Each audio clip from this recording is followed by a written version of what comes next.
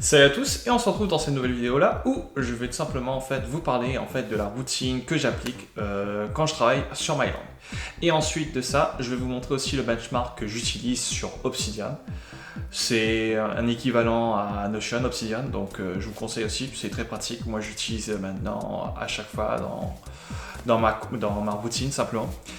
Et le benchmark, c'est j'analyse principalement des données reliées par exemple sur les pages d'App Store, voir s'il y a plus de conversions ou pas, ou encore par exemple au niveau des réseaux sociaux, la création de contenu, etc. autour de Myland, bien sûr. Donc voilà, on va voir ça ensemble. Et à la fin de cette vidéo-là, restez, parce qu'il y aura une petite surprise pour vous. Donc si vous voulez tout simplement avoir le benchmark, plus le prompt que j'utilise de ChatGPT pour générer le benchmark, donc générer le vote qui est personnalisé, tout simplement vous allez l'avoir en fin de vidéo. Donc restez-y si vous voulez l'avoir. Et tout simplement, c'est parti, on va commencer cette vidéo-là. Ça va être très simple comme la première. Et après, pour les prochaines vidéos, on ira sur un peu plus... on sera un peu plus sur l'ASSO et le SEO et la landing page. Donc voilà. Donc c'est parti. On se retrouve pour la présentation de ma routine lorsque je travaille sur Myland. Donc on va commencer avec la partie de gauche. Donc comment je fonctionne de ce côté-là précisément? C'est en soi ça peut s'adapter à tout type de personnes. Donc un petit réveil, plus la préparation, donc se doucher, plus manger et tout. Donc ça prend max 1 heure. Donc voilà, on fait ça rapidement. Après ensuite, je me focus pendant 4 heures sur les tâches techniques. Donc principalement, c'est tout ce qui est en rapport avec le codage, par exemple la création de design si c'est nécessaire, faire des recherches ou de l'analyse par exemple sur les pages de store, l'analyse aussi sur la tech, sur l'architecture, voir ce que je peux améliorer, les bugs qui ont été détectés par les utilisateurs et autres, quoi. Donc voilà, c'est franchement la première partie, le matin, c'est vraiment cette partie, les tâches techniques, parce que principalement en soi, c'est au moment où mon cerveau fonctionne le mieux. Donc je préfère maximiser dans tout ce qui est vraiment technique et que ce soit pas négligé en soi. Donc voilà de ce côté-là. Donc après une pause de 1 heure pour manger tranquillement. Et ensuite après ça, je refais un bloc de 4 heures où je vais me focus cette fois-ci sur les tâches basiques. Donc que ce soit par exemple aller aborder des gens sur les réseaux sociaux pour leur parler de l'application, ou encore me focus sur la création de contenu. Et aussi, par exemple, faire un peu de rédaction, que ce soit par exemple pour améliorer le copywriting en rapport avec la landing page et autres, quoi. Donc voilà, franchement, c'est des tâches basiques. Parfois, il se peut que généralement, dans une journée, si vraiment j'ai besoin de me focus sur un truc, je peux, genre, par exemple, me focus que sur des tâches basiques ou sur des tâches techniques, mais ça dépend en fonction de qu'est-ce qu'il y a à faire en priorité. Mais là, vu qu'on est dans une période un peu calme, je préfère séparer comme ça, c'est mieux. Donc une fois que ça c'est fait, donc en fin d'après-midi, donc je mange et je fais un peu de sport, tranquillou. Et après ça, ce que je fais généralement, c'est du coup je fais une mise au point pour voir ce que j'ai accompli, et je set up ma to-do du lendemain. Donc voilà, c'est vraiment très basique comme plan d'attaque. C'est simple à faire, il n'y a pas de problème de ce côté-là. Et puis après, pour finir, ça c'est vraiment optionnel, mais c'est vraiment optionnel. Et si vraiment je veux continuer à pousser un petit peu plus sur Myland, je me donne 2 heures ou voire un peu plus. Bon, c'est en fonction de si franchement il y a un truc urgent à finir cette journée-là. Mais voilà, donc vraiment simple. Donc ça c'est ma routine en full time sur Myland. Et pour par exemple une routine que j'ai mis en place quand je travaillais à côté, c'était en soi donc la première partie. En gros, je me focus principalement durant l'après-midi sur Myland, et je donne un maximum entre 2 heures, 4 heures pour y travailler dessus, quoi.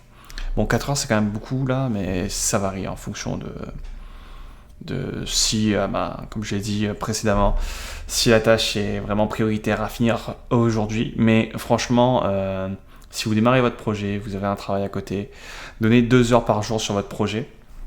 C'est très important. Je parle bien sûr, ça c'est en semaine. Et cette partie-là, principalement, c'est pour, le week-end par exemple, ou si par exemple vous êtes vraiment en full time sur votre projet, et vous faites ça tous les jours, en soi.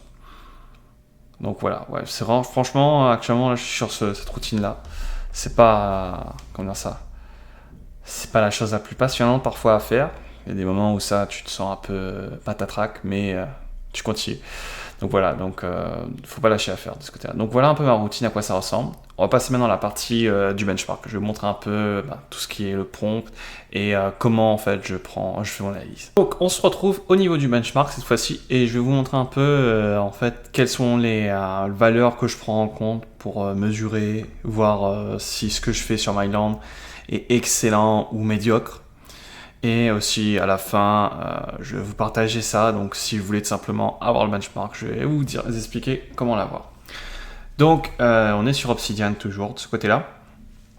Donc principalement en fait moi ce que j'analyse principalement, donc c'est les deux plateformes où ça j'héberge mon comment dire ça, l'application mobile. Une chose que j'aurais pu faire aussi, c'est d'héberger, pas d'héberger, mais de mettre un benchmark spécialisé pour la landing page. Aussi voir de ce côté-là, parce que je ne l'ai pas encore fait sur cette version-là actuellement, mais je pense que ça pourrait être une très bonne idée de ce côté-là, pour améliorer et avoir un suivi plus constant de ce côté-là. Donc ouais, ça va être pratique. Et donc oui, on a des trucs reliés à l'app. Sinon, après ça, on a des trucs un peu sur les réseaux sociaux, donc Instagram, Facebook, etc.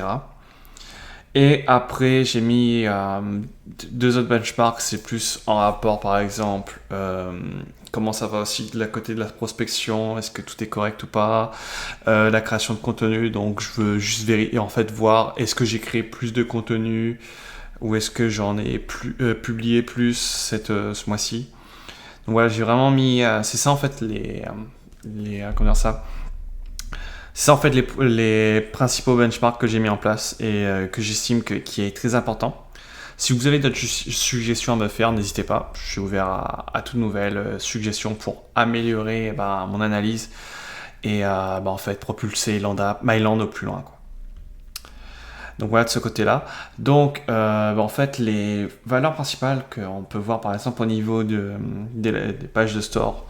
Donc ce que je mesure principalement c'est les utilisateurs actifs, le nombre de téléchargements, l'impression, la visite de page et le churn, vérifier en fait combien de personnes ont désinstallé l'application, ont installé, etc. Est-ce qu'il y a eu beaucoup de plantages.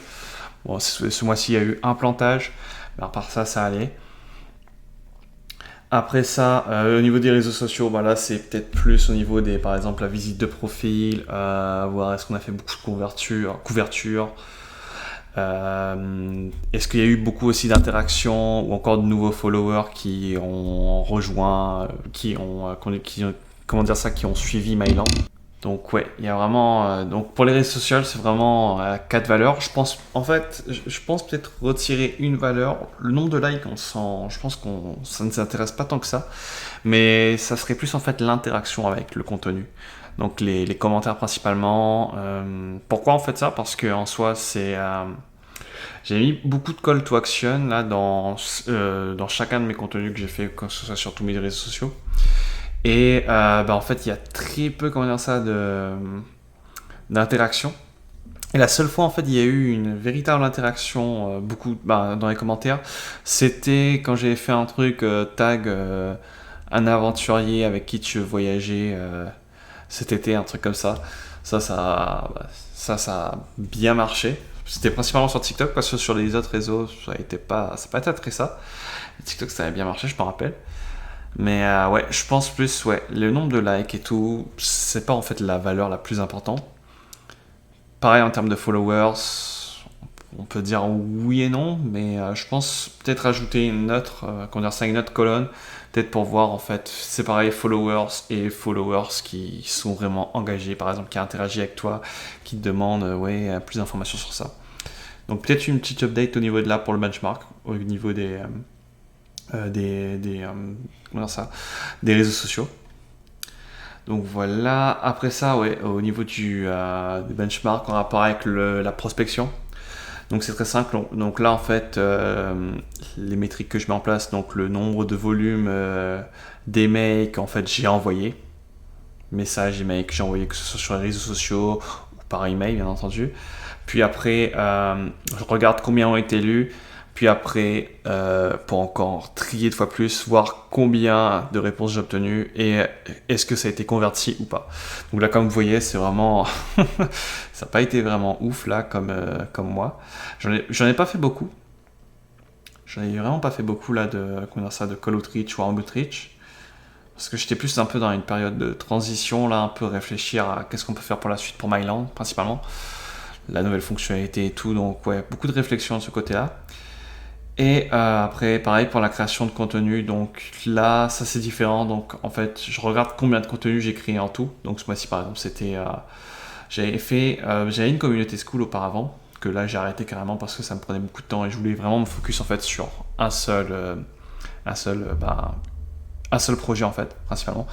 Le projet school, il viendra plus tard. Mais là, pour l'instant, je préfère me concentrer sur Myland.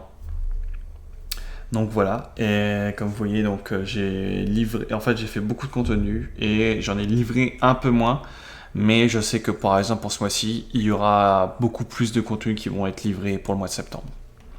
Donc voilà, bon, peut-être cette section-là, je pense que ça sert pas à grand-chose parce que vu que j'applique déjà en fait le truc de like, la qualité, on voit déjà que c'est ici, donc cette partie-là, je pense qu'on n'aura pas besoin, donc je pense que c'est à supprimer. Et après, un truc spécialement pour Twitter, pour X, ce que je fais, vu que moi je me suis pris le X Premium, donc c'est au-dessus du truc, t'as le blue checkmark et tout là. Et en fait, ça te débloque les statistiques, chose que tu n'as pas quand tu es avec un compte normal, ce qui est un peu chiant, mais bon, au moins on a la data et tout. Ce qui est bien. Donc voilà, et après, à la fin de ce benchmark-là, généralement je me mets des petites notes. C'est vrai que j'avais pas mis d'actions pour le mois prochain, mais les actions pour le mois prochain, ça se résume à publier les vidéos sur YouTube, sur ma chaîne personnelle, autour de Myland, vous expliquer comment j'utilise le benchmark et comment vous pouvez l'utiliser de votre côté, et plein d'autres vidéos. Et aussi faire la fonctionnalité de Myland qui est le Tinder de l'univers insolite. Donc voilà, vraiment, il y a des petites notes aussi, par exemple. Les notes, qu'est-ce que je peux mettre là-dedans principalement? Tu peux mettre par exemple des trucs en rapport avec les choses que tu as mal fait, et un système que tu estimes que c'est pas correct mais qu'on peut améliorer, tu mets dans les notes et tout. Donc voilà, c'est vraiment très basique comme benchmark. Et pour l'avoir, c'est très simple, je vais vous le dire dans quelques minutes. Mais voilà, dans l'ensemble, ça ressemble à ça, comment en fait j'analyse et je mesure comment ça se passe sur Myland. Sur ce, je vous remercie de m'avoir écouté et c'est simplement une fin de vidéo. Et avant de partir, comme promis, je vais vous offrir votre petit cadeau. Donc tout simplement ce qu'il y a à faire, de vous abonner et de commenter sur cette vidéo IA, et je vous envoie le prompt plus le template du benchmark comme prévu. Donc, pour la prochaine vidéo, de quoi on va parler exactement? On va parler de landing page et de ma migration que j'ai effectuée de React vers Next.js. Donc sur ce, on se retrouve pour une prochaine vidéo. A plus!